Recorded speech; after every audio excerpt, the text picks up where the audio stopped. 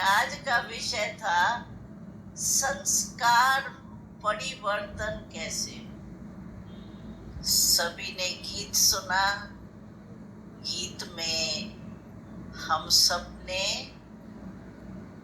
बाबा से क्या वायदा किया, हमें बाप समान बनना ही है, बनना ही है।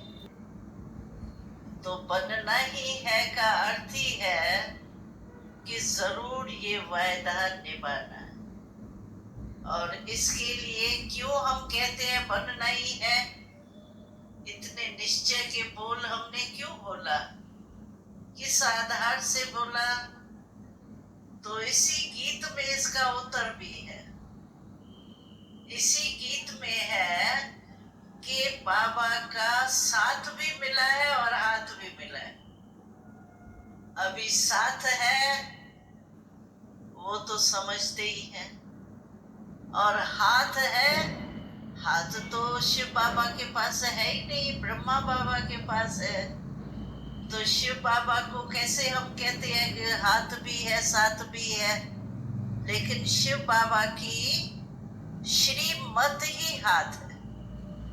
श्रीमत के आधार पर बाबा, जैसे छोटे बच्चे होते हैं ना, लाडले बच्चे बैठे हैं ना, अनुभव है आप सबको, लाडले बच्चे जो होते हैं उनको माँ बाप जो है वो हाथों पर झुलाता रहता है, हाथों पर नचाता रहता है।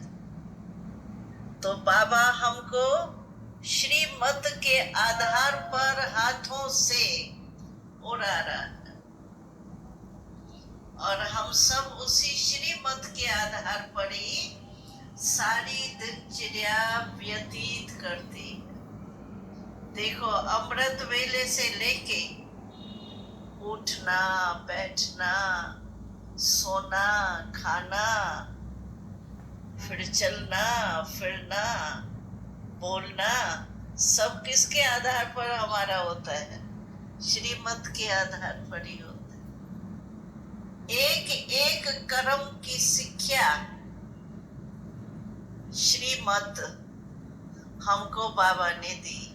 देह भान, और देह भान माना भले हम समझते हम आत्मा है, ये नॉलेज तो हम सबको मिली है, लेकिन उसको स्वरूप में लाया है।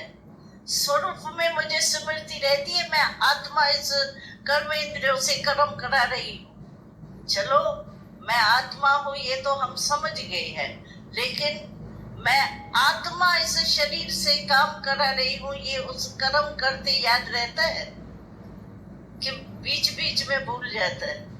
तो ये देह का भान आ जाता है, आत्मा का भान भूल जाता है, मर्ज हो जाता है। मर्ज रूप में है हमारी मैं आत्मा, लेकिन स्वरूप में आवे ना,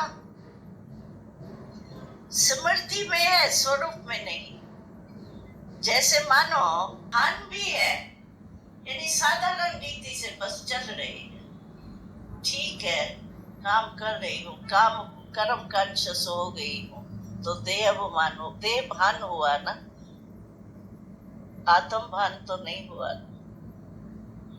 और फिर देह अभिमान आता है तो भी भूल जाते हैं। और फिर देह की लगाव, आज की मुरली में कितने बार बाबा ने यही हमको पाठ पढ़ाया, देह अभिमान नहीं होना चाहिए। मैं समझू कोई 50-60 वाली तो ये शब्द देह का, देह भान का आज के मुरली में था।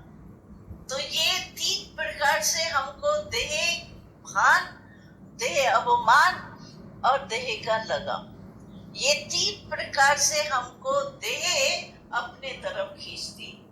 और वो देह भान होने के कारण आत्म अभिमान या परमात्म प्राप्ति का अभिमान जो होना चाहिए, नशा जो होना चाहिए, वो भूल जाता है। अगर कोई भी हमको पूछेगा तो आप आत्मा हो, कहेंगे हाँ है, हम तो आत्मा है, विशेष आत्मा है, पुण्यात्मा है, परमात्मा से मिलन वाली आत्मा है, कितना वर्णन करते हैं। लेकिन उस स्वरूप में हम हर काम करें, स्वरूप में हर एक के संबंध संपर्क में आए, उसमें हमारी कमी हो। तो कोई भी व्यर्थ संस्कार का बीज है ये देह भान, देह अभिमान और देह की लगन। इस बीज को जब तक हमने खत्म नहीं किया है तब तक हमारा कल्याण नहीं हो सकता है। और बीज को खत्म न करने के कारण ऊपर ऊपर से हमको कोई मोरली की पार्टी याद आई, कुछ ये नशा एक्स्ट्रा थोड़ा याद किया तो नशा चढ़ गया, उस समय ठीक हो जाता है। लेकिन बीज खत्म न होने के कारण फिर कोई परिस्थिति ऐसी आती है, फिर इमर्ज हो जाए। तो इस बीज को हमको खत्म करने का साधन है कि हम बीच बीच में अपने आत्मक भान को स्वरूप में लाते हैं।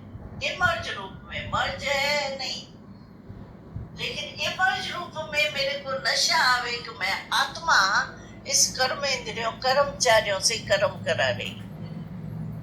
ये स्मृति हमको बीच बीच में आत्म अवमान की रखनी पड़ेगी, चेक करना पड़ेगा, फिर चेंज करना पड़ेगा, तभी हमारी ये जो संस्कार है करे 63 जन्म के जो संस्कार है वो खत्म हो जाए।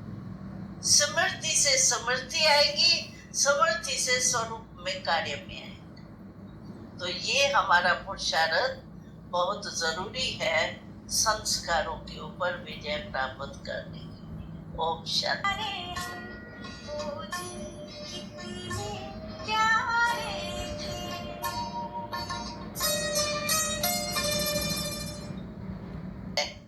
सफल करो और सफलता है ही, ये नहीं कहा है बाबा होगी, होगी नहीं, है ही कहा है ही माना वरदान बाबा ने दिया है। सफल करो, बाबा ने कहा उन्हों के पास तो एक ही जो है ये धन है, स्थूल धन, ये पैसा, यही खजाना है।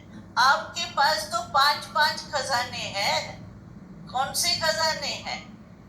धन तो जहां मन होगा आपका धन तो वहां जाएगा ही, जाता है ना, वो तो आपका जाएगा ही। मन बाबा में है तो कहाँ धन जाएगा, यहाँ वहां जाएगा क्या? बाबा में ही तो जाएगा ना। और बाकी खजाने बाबा ने कहा तो सबसे बड़ा खजाना आपके पास संकल्प शक्ति है संकल्प शक्ति ना। संकल्प से ही तो सृष्टि कहते हैं ब्रह्मा ने रची, तो हम भी संकल्प से ही तो सब काम करते हैं ना। तो संकल्प शक्ति, समय की शक्ति, गुणों की शक्ति, शक्तियों की शक्ति है ना आपके पास, ज्ञान की शक्ति, 5 खजाने हैं आपके पास। उन्हों के पास तो एक पैसे का खजाना है। तो इन खजानों को आप सेवा में लगाओ, सफल करो। ऐसे नहीं अंदर ज्ञान समझ तो लिया है लेकिन देना बहुत मुश्किल है, सुनते ही नहीं है।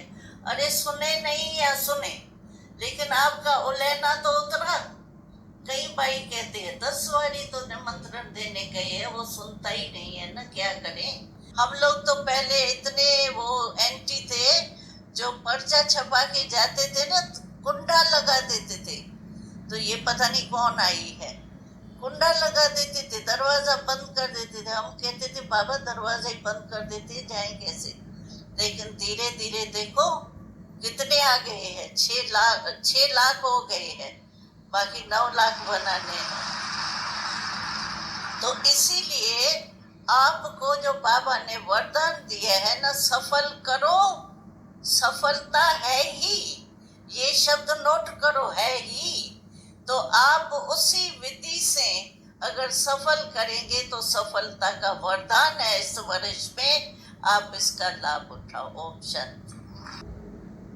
ओम शांति। दादी, बाप दादा और वीडियो देखने वाले सुनने वाले भाई बहन सबका मैं तुलसीराम धन्यवाद करता हूँ। लेकिन याद दिला के धन्यवाद करता हूँ आप भाई बहनों को, आत्माओं को, बाबा के वरदान को सफल करो, सफल करो, सफल करो। 4 खजाने सफल करने हैं। समय, श्वास, संकल्प। 3 ही हो गए। चौथा कौन सा? सोचिए, उत्तर आपको बाप दादा से मिल जाएगा। ओम शांति, ओम शांति।